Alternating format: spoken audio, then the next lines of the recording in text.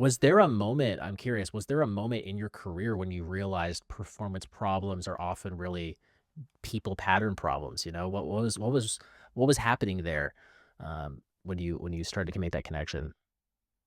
Yeah, that's an excellent question. I think, in my initial work in strategy consulting in San Francisco, I was more an analyst. And so I was deep in the spreadsheets and the numbers. If anyone's been a consultant before, for a big firm modeled after McKinsey, it's a lot of data, it's a lot of spreadsheets, it's a lot of numbers.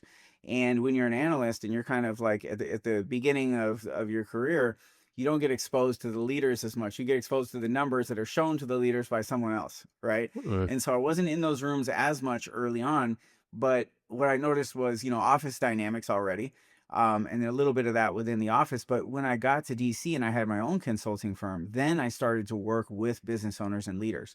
And in that period, I really got a feel for, wow, like for these folks, like there's this direct line between they have this issue and they're trying to achieve this thing. And if this issue wasn't here, I could see a clear path to them being able to achieve it. And they've tried things. They certainly are aware of the issue a lot of times, and they just have not been able to find something to help solve it.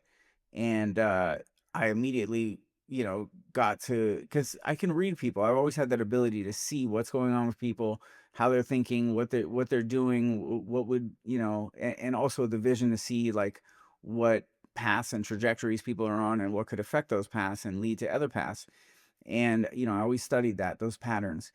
And it was clear that there's these issues that if you kind of remove those obstacles, that people would be a much more effective version of themselves. And you could really see that in DC when I was working with those leaders out there. And there was a lot of that in DC. There I was can a lot of imagine. I can imagine. issues that people had that were getting in the way of them being the best version of themselves. So I think that's not too hard for a lot of people to wrap their heads around.